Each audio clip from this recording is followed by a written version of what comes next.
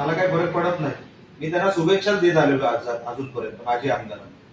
आता त्यांना माझ्यावर फक्त जेलिसी म्हणूनच ते माझ्याकडे बघतात. मी त्यांना कधी गिनती पण घेत नाही त्यांची. कधी म्हणजे जाऊ द्या, आता माणूस पडलाय तर कुठेतरी मन दुखत असेल त्यांचं, म्हणून ते माझ्यावर टीका करत असतील. पण ते टीका करू दे, मला अजिबात ते माझ्यावर टीका करतात त्याच्याबद्दल माझं काही म्हणणं नाही.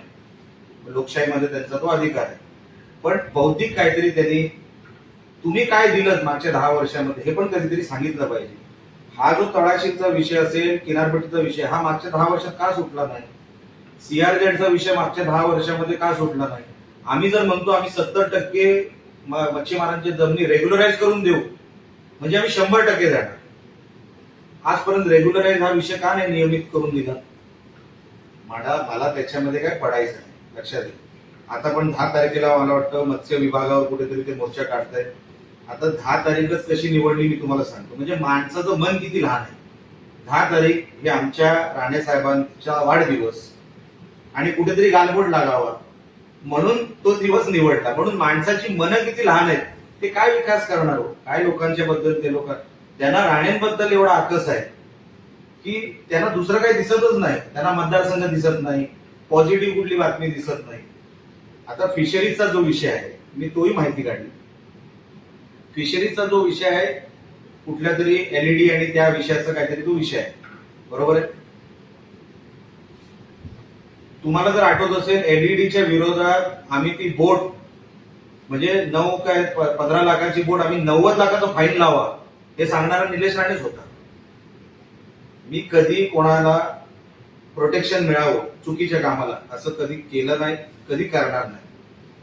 त्याच्यासाठी मला लोकांनी निवडून दिलेलं नाही. जे पारदर्शक आहे तेवढं मी लोकांसमोर ठेवतो. आता झालंय काय माझ्या आमदारांचं, त्यांच्याकडे आता वेळ भरपूर आहे, पण ते वेळ चांगल्या कामांसाठी उपयोगात आणत नाही. नेगेटिव्ह कुठे आहे, नेगेटिव्ह काय करता येईल त्याच्यासाठी त्यांचा पूर्ण वेळ जातो. माझ्या त्यांना शुभेच्छा आहेत, त्यांना त्यांचे प्रयत्न करू दे. कारण का मुळात काय मला एवढं लक्षात आलंय, त्यांना द्यायचं काय नाही, त्यांना फक्त काही विषय खेळवत बसायचे. ज्या माणसाला द्यायचं असतं ना, तो सांगतो हे घ्या, हे मी माझ्याकडून दिलेलं आहे.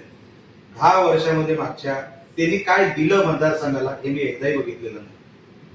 आता त्यांना डिस्टर्ब करायचा आहे मतदारसंघ, करू दे, माझं काही म्हणणं नाही. आम्ही समर्थ आहोत या सगळ्या विषयाला हँडल करायला. पण कुठलाही विषय पारदर्शकपणे आम्ही जो काही सोडवतोय तो मागच्या 10 वर्षात का झाला नाही ह्याचे कधीतरी तुम्ही त्यांना प्रश्न विचारा.